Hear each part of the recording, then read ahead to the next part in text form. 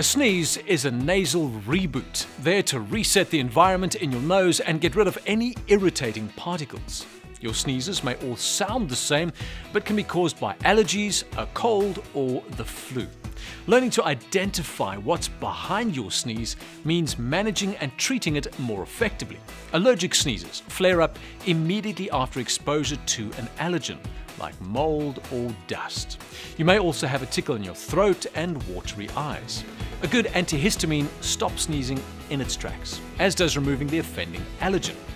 A common cold sneeze, however, is accompanied by a sore throat and a hacking and productive cough that lasts for about 10 days, while a flu sneeze comes with a dry cough, fevers, aches, and fatigue. For both the cold and the flu, keeping a pack of tissues on hand and keeping your fluid intake up is your best bet for managing them.